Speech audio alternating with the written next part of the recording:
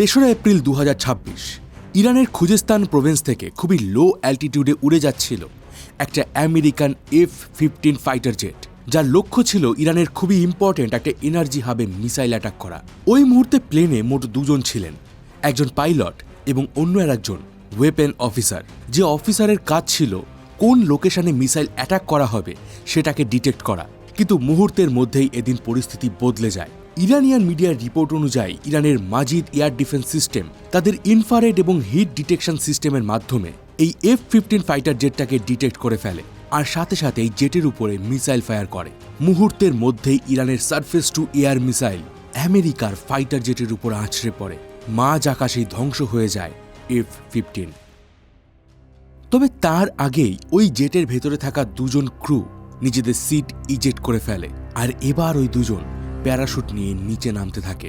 এটা ছিল এমন একটা জায়গা যেখানে প্রতি পদে পদে তাদের জন্য অপেক্ষা করছিল বিপদ। ইরানের রেভলিউশনারি গার্ড এই দুজনকে খোঁজার জন্য মরিয়া হয়ে ওঠে। অন্যদিকে আমেরিকাও যে কোনো মূল্যে এই দুজন পাইলটকে ফিরিয়ে আনতে চাইছিল। আর এরপরই আমেরিকা লঞ্চ করে তাদের ইতিহাসের সবথেকে বড় সার্চ অ্যান্ড রেস্কিউ অপারেশন। শত্রু এলাকায় ঢুকে আমেরিকান সৈন্য ঠিক যেভাবে তাদের দুজন পাইলটকে ফিরিয়ে নিয়ে আসে, তা যে কোনো হলিউড সিনেমাকেও হার মানিয়ে দেবে। কিন্তু প্রশ্ন হচ্ছে কিভাবে ইরানে ঢুকে পাহাড়ি এলাকায়, যেখানে একটা হেলিকপ্টারকে ল্যান্ড করানো প্রায় অসম্ভব হয়ে যায়, সেখানে কিভাবে আমেরিকা তাদের রেস্কিউ মিশন কমপ্লিট করলো। আর বলে দেই, এই পুরো মিশনকে পিছন দিক থেকে ব্যাক করছিল CIA। আরও সবথেকে বড় যে প্রশ্নটা আসে সেটা হচ্ছে কিভাবে ইরানিয়ানদের চোখ এড়িয়ে ওই পাইলটরা 24 ঘন্টা থেকে 48 ঘন্টা ইরানের ভেতরে লুকিয়েছিল। তবে এই ঘটনার মধ্যে ইরান দাবি করছে যে এই রেস্কিউ মিশন চলাকালীন তারা আমেরিকার দুটো ব্ল্যাক হক হেলিকপ্টার এবং দুটো এয়ারক্রাফটকে ধ্বংস করে দিয়েছে। ইভেন তারা সেই ডেস্ট্রয়েড এয়ারক্রাফটগুলোর ভিডিও পাবলিশ করেছে, আর এটাকে তারা নিজেদের ভিক্টরি হিসাবে প্রেজেন্ট করছে। তো প্রশ্ন হচ্ছে, এর সত্যতা কি? এই একটা রেস্কিউ মিশন এই যুদ্ধকে ঠিক কোন দিকে মোড় দিতে পারে? তো আমি রয়েছি মিঠুন আপনার সাথে, আর আপনি দেখছেন রোমাঞ্চপিডিয়া। আজ কথা হবে F-15 ফাইটার জেটের রেস্কিউ মিশন নিয়ে। ভিডিওটা ভীষণ ইন্টারেস্টিং হতে চলেছে, তাই অবশ্যই শেষ পর্যন্ত দেখুন, আর একটা করে শুরুতেই লাইক করে দিন। তবে আরও একটা জিনিস এখানে আমি বলে দেই, এই মিশনের পুরো ডিটেলস এখনও অফিসিয়ালি না তো আমেরিকার তরফ থেকে না ইরানের তরফ থেকে কোনো কিছু বলা হয়েছে। তো আমি চেষ্টা করেছি এই ভিডিওর ভিতরে সমস্ত পাবলিকলি অ্যাভেলেবেল তথ্যগুলোকে একজোট করে আপনাদের সামনে প্রেজেন্ট করতে, যাতে আপনি পুরো জিনিসটাকে খুব ভালোভাবে বুঝতে পারেন। তো চলুন শুরু করা যাক। আমেরিকার F-15 eagle strike fighter jet, যেটা 1988 সাল থেকে আমেরিকার এয়ারফোর্সে সার্ভিস দিয়ে আসছে। এই এয়ারক্রাফট লম্বায় প্রায় 19 মিটার এবং চওড়ায় 13 মিটার আর উচ্চতা প্রায় 5.5 মিটার। এটা আমেরিকার একটা ভীষণই পাওয়ারফুল ফাইটার জেট, যার সর্বোচ্চ গতি প্রায় 3000 কিলোমিটার প্রতি ঘন্টা। এমনকি এই ফাইটার জেট 19,000 মিটার পর্যন্ত উচ্চতায় উঠতে পারে, আর এর রেঞ্জ প্রায় 5000 কিলোমিটার, যা একবার ফ্লাই করলে মিডল ইস্টের যে কোনো জায়গায় অ্যাটাক করতে পারে। তবে এত পাওয়ারফুল ফাইটার জেট হলেও এই ফাইটার জেটে কিন্তু মাঝে মাঝেই ম্যাল ফাংশন হয়। তো আমি যখন রিসার্চ করি তখন এমন একটা ইনসিডেন্ট পাই, সেটা হচ্ছে 2011 সালে লিবিয়ায় যখন আমেরিকান সৈন্যরা আক্রমণ করেছিল, তখন একটা F-15 ফাইটার জেটের যান্ত্রিক গোলযোগ হয়েছিল। সেবারও আমেরিকার দুজন পাইলট এমার্জেন্সি তাদের সিট ইজেক্ট করে দেয়, আর পরবর্তীকালে আমেরিকার লিবিয়ার ভেতরে একটা রেস্কিউ অপারেশন চালিয়ে সেই দুজন পাইলটকে উদ্ধার করে। কিন্তু রিসেন্টলি ইরানে হওয়া রেস্কিউ মিশন আমেরিকার জন্য ভীষণই চ্যালেঞ্জিং ছিল। 3রা এপ্রিল যেদিন ইরানের এয়ার ডিফেন্স সিস্টেম এই F-15 ফাইটার জেটকে ডিস্ট্রয় করে দেয়, ঠিক সেই মুহূর্তে জেটের ভেতরে থাকা দুজন এয়ারম্যানই তাদের সিট ইজেক্ট করে দিয়েছিল। আমেরিকান মিলিটারির দাবি তারা ওই দিনই ইরানের ভেতর থেকে তাদের পাইলটকে উদ্ধার করে নিয়ে এসেছে, কিন্তু দ্বিতীয়জন এয়ারম্যানকে তখনও খোঁজার কাজ চলছিল। কিন্তু এখানে একটা বড় প্রশ্ন আসে, যদি দুজন এয়ারম্যান একই সময় তাদের সিট ইজেক্ট করে, তাহলে তো তাদের একই জায়গায় ল্যান্ড করার কথা।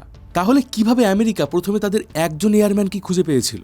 চলুন এই বিষয়টাকে একটু এক্সপ্লেন করে দেই। একটা ফাইটার জেট যখন আকাশে উঠতে থাকে, বিশেষ করে যখন সেটার উপরে কোনো মিসাইল লক করে দেওয়া হয়, তখন ফাইটার জেটটা তার সর্বোচ্চ গতিতে উঠতে থাকে, যাতে আপকামিং যে কোনো মিসাইলের রেঞ্জ থেকে তারা বেরিয়ে যেতে পারে। ফলে ওই সময় জেটের গতি থাকে প্রায় 1 থেকে 2000 কিলোমিটার প্রতি ঘন্টা। মিসাইল একবার লক হয়ে গেলে পাইলট যদি বুঝতে পারেন যে তারা কোনোভাবে এই জেটটাকে আর বাঁচাতে পারবেন না, তারা তৎক্ষণাৎ নিজেদের সিট ইজেক্ট করে দেন। তবে এই ইজেকশন প্রসেসটা খুবই ভয়ানক হয়। একবার ইজেকশন শুরু হলে সাথে সাথে প্রচণ্ড গতিতে ফাইটার জেটের সিট সহ ক্রু জেট থেকে বাইরে বেরিয়ে আসেন। এই প্রচণ্ড গতির ফলে পাইলটের শরীরে ভীষণই চাপ সৃষ্টি হয়, যেটাকে টেকনিক্যাল ভাষায় বলা হয় জি ফোর্স। এক জি ফোর্সের অর্থ হচ্ছে আপনি আপনার যে কারেন্ট বডি ওয়েট আপনি সেটা ফিল করবেন, কিন্তু যখন একটা ফাইটার জেট থেকে সিট ইজেক্ট করা হয় তখন কয়েক মিলি সেকেন্ডের জন্য একজন পাইলটের শরীরে 15 থেকে 20 জি ফোর্স পর্যন্ত চাপ সৃষ্টি হয়। মানে আপনার ওজন যদি 80 কেজি হয়, তাহলে আপনি যখন জেট থেকে আপনার সিট ইজেক্ট করবেন আপনি আপনার ওয়েট ফিল করবেন 1200 থেকে 1500 কেজি পর্যন্ত। এই চাপে অনেক সময় পাইলটের মেরুদণ্ড ভেঙে যায়, বুকের পাঁজর ভেঙে যায়, আবার অনেক ক্ষেত্রে পাইলটের মৃত্যুও হয়। ফলে বুঝতেই পারছেন, যখন সিট ইজেক্ট করে একজন পাইলট নিচে ল্যান্ড করে মোস্ট প্রবাবলি সেই পাইলট ইনজিওর্ড থাকেন।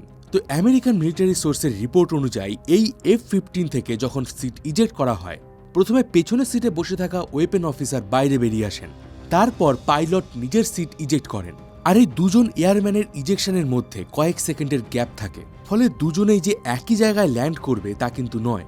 এবার পাইলট যখন সিট সহ বাইরে বেরিয়ে আসেন, এই সিট থেকে একটা প্যারাশুট ওপেন হয়ে যায়। তো ফাইটার জেটের গতি, হাওয়ার গতির কারণে একজন ক্রু অপরজনের থেকে অন্তত 1 থেকে 10 কিলোমিটার দূরে ল্যান্ড করতে পারেন। তো আবার আমরা ফিরে আসি টপিকে। বিগত 20 বছরের ইতিহাসে এটা আমেরিকার প্রথম ফাইটার জেট ছিল যেটাকে শত্রুপক্ষরা ধ্বংস করে দিয়েছে। ফলে আমেরিকার কাছে এটা একটা হিউজ এম্বারেসমেন্ট ছিল। তার উপরে ওই দুজন এয়ারম্যানকে যদি ইরান ক্যাপচার করে নিত, তাহলে এই যুদ্ধে ইরান আমেরিকার সাথে আরও টাফ নেগোসিয়েশন করত। এমনকি ওই দুজনের কাছ থেকে ইরান অনেক সেন্সিটিভ ইনফরমেশনও বের করে নিত। ফলে আমেরিকা এবং ইরান এই দুই পক্ষের জন্যই ওই এয়ারম্যানদের খুঁজে বের করা ভীষণই ইম্পর্টেন্ট ছিল। প্রথমেই ইরান সরকার তাদের সরকারি নিউজ চ্যানেলের মাধ্যমে এই এয়ারম্যানদের খোঁজ দেওয়ার জন্য $60,000 পুরস্কার ঘোষণা করে। অন্যদিকে আমেরিকার গুপ্তচর সংস্থা CIA একটা হিউজ রেস্কিউ মিশন লঞ্চ করে। এটা এখনো পর্যন্ত কনফার্ম হয়নি, কিন্তু অনেকেই মনে করছে যে CIA এই কাজের জন্য ইরানের ভেতরে থাকা এজেন্টদের হেল্প নিয়েছিল।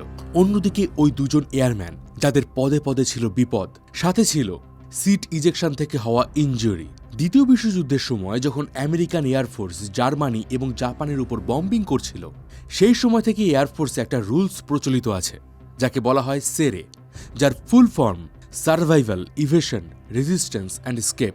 যদি কোনো এয়ারম্যানকে এমার্জেন্সি শত্রুর এলাকায় ল্যান্ড করতে হয়, তাহলে তাদেরকে এই রুলস ফলো করতে হয়। প্রথমেই তাদের কাছে থাকা যে প্যারাশুট সেটাকে গুটিয়ে ফেলতে হবে এবং সেটাকে কোথাও লুকিয়ে রাখতে হবে। এরপর ওই সিটটাকে ওপেন করতে হবে, যার ভেতরে টানা 7 দিন যে কোনো পরিস্থিতিতে যে কোনো আবহাওয়ায় টিকে থাকার জন্য সামগ্রী, খাবার, মেডিকেল কিট, এমনকি একটা ফোল্ডিং রাইফেলও রাখা থাকে। আর এরপর ওই পাইলটদের প্রধান কাজ হলো ইমিডিয়েটলি ওই এলাকা ছেড়ে পালিয়ে যাওয়া, নিজেকে লুকিয়ে রাখা, যদি সে ধরা পড়ে যায় নিজেকে ছাড়ানো এবং আবার পালিয়ে যাওয়া। আর যত তাড়াতাড়ি সম্ভব একটা উঁচু এলাকায় গিয়ে বিকন সিগন্যালের মাধ্যমে আমেরিকান মিলিটারিকে নিজেদের লোকেশন পাঠানো। ফাইটার জেট ক্র্যাশ করার দিনই আমেরিকান মিলিটারি ইরানের ভেতর একটা হিউজ রেস্কিউ মিশন লঞ্চ করে। আর এই মিশনের জন্য ডোনাল্ড ট্রাম্প ইরানের বাকি এলাকার রিসোর্সেসও রেস্কিউ মিশনে ডাইভার্ট করেন।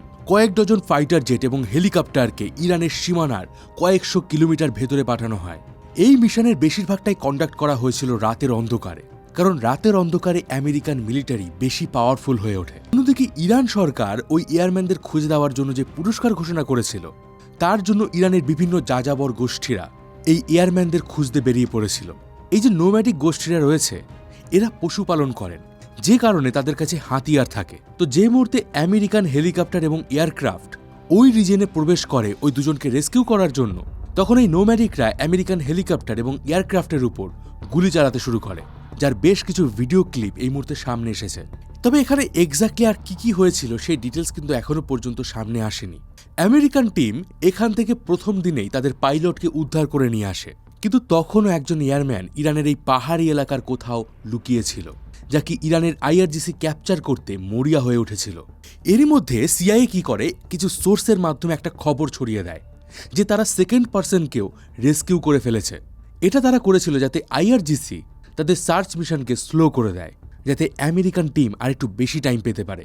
আর এই সময়ের মধ্যে ওই দ্বিতীয় এয়ারম্যান পাহাড়ের ওপরে প্রায় ৭,০০০ ফুট পর্যন্ত ক্লাইম্ব করেন এবং তার কাছে থাকা বেকন সিগন্যালের মাধ্যমে আমেরিকাকে তার লোকেশন পাঠিয়ে দেয়, যা সিআইএ সরাসরি আমেরিকান মিলিটারি হেডকোয়ার্টার পেন্টাগনে পাঠায়। আর শেষ পর্যন্ত ৪৮ ঘন্টা পর এই দ্বিতীয় এয়ারম্যানকেও রেস্কিউ করা হয়। সবচেয়ে শকিং ব্যাপার হচ্ছে এই যে রেস্কিউ যেখানে করা হয়েছিল এটা ছিল একটা পাহাড়ি এলাকা। ইভেন আপনারা ম্যাপেও দেখতে পাবেন যে এই জায়গাটার ট্রেনগুলো কতটা আনইভেন। একদিকে ছিল জিওগ্রাফিক্যাল চ্যালেঞ্জ আর অন্যদিকে ছিল ইরানের মিসাইল হামলার ঝুঁকি। এই রেস্কিউ মিশনে আমেরিকার নিজেদের দুটো ব্ল্যাক হক হেলিকপ্টার এবং দুটো C-130 এয়ারক্রাফটকে বম্বিং করে নিজেরাই ধ্বংস করে দিয়েছিল, যাতে তাদের কোনো টেকনোলজি ইরানের হাতে না পৌঁছায়। কিন্তু ইরান দাবি করছে যে এই এয়ারক্রাফটগুলোকে তারাই ধ্বংস করেছে।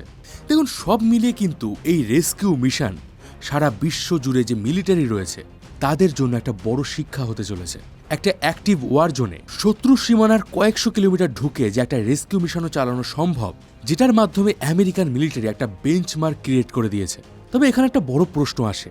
ডোনাল্ড ট্রাম্প কিছুদিন ধরে দাবি করে আসছেন যে আমেরিকার এয়ারফোর্স ইরানের এয়ার স্পেসকে কমপ্লিটলি ক্যাপচার করে ফেলেছে, তারা ইরানের এয়ার ডিফেন্স সিস্টেমকে ধ্বংস করে ফেলেছে। তাহলে এই যে F-15 ফাইটার জেটকে শ্যুট করা হলো, এটা কিভাবে সম্ভব হলো? তাহলে কি ট্রাম্প সরাসরি দেশের জনগণের সামনে মিথ্যে কথা বলছে? আর শুধুমাত্র কিন্তু এই একটা ফাইটার জেট নয়, 5 এপ্রিল 2026 সকালে ইরানের সরকার আরও একটা ফাইটার জেটকে পার্সিয়ান গালফে ধ্বংস করার দাবি করে, যার বিষয়ে এখনও পর্যন্ত আমেরিকার তরফ থেকে না তো কোনো কনফার্মেশন না কোনো ডিনায়াল এসেছে। আর এতে একটা জিনিসই পরিষ্কার যে ট্রাম্প যতই দাবি করে থাকুক যে তারা ইরানে মিসাইল লঞ্চ করে তাদের এয়ার ডিফেন্স সিস্টেমকে ধ্বংস করে দিয়েছে, এটা এখনও পর্যন্ত পুরোপুরি সত্যি নয়। আর এই পুরো ঘটনার ফলে জিওপলিটিক্যাল এক্সপার্টরা বেশ কিছু আশঙ্কাও করছেন। এই পুরো ঘটনায় আমেরিকা এবং ইরান দুজনেই নিজেদের ভিক্টরি ঘোষণা করেছে। ইরানের পার্সপেক্টিভ হলো তারা প্রথমে আমেরিকার F-15 ফাইটার জেটকে ডিস্ট্রয় করে দিয়েছে, এরপর তারা দুটো ব্ল্যাক হক হেলিকপ্টার এবং দুটো আলাদা এয়ারক্রাফটকে ধ্বংস করে দিয়েছে, ফলে তারা এখনও এই যুদ্ধ চালিয়ে যাওয়ার জন্য ক্যাপাবেল। অন্যদিকে আমেরিকার পার্সপেক্টিভ হলো তারা ইরানের ভেতরেই একটা হিউজ মিলিটারি অপারেশন কন্ডাক্ট করেছে, ফলে অনেকেই মনে করছে এবার হয়তো আমেরিকা চেষ্টা করবে ইরানের ভেতরে তাদের গ্রাউন্ড সোলজার পাঠাতে। আপনার কি মনে হয় এই যুদ্ধ কি রাশিয়া ইউক্রেন যুদ্ধর মতোই দীর্ঘমেয়াদী হবে? আপনার মতামত কমেন্ট বক্সে অবশ্যই জানান। ইরানে ঠিক যেভাবে আমেরিকা এই দুজন এয়ারম্যানকে উদ্ধার করে নিয়ে এসেছিল, ঠিক তেমনভাবেই তারা পাকিস্তানের অ্যাবোটাবাদে 9/11-এর মাস্টার মাইন্ড লাদেনকে হত্যা করেছিল। এই মিশনটাও আমেরিকার জন্য ভীষণই চ্যালেঞ্জিং ছিল। এই মিশনের বিষয়ে ডিটেলসে জানার জন্য এই ভিডিওটা দেখুন। তো দেখা হবে পরের ভিডিওতে। ততদিন ভালো থাকবেন, সুস্থ থাকবেন, আর আমি ছিলাম মিঠুন আপনার সাথে।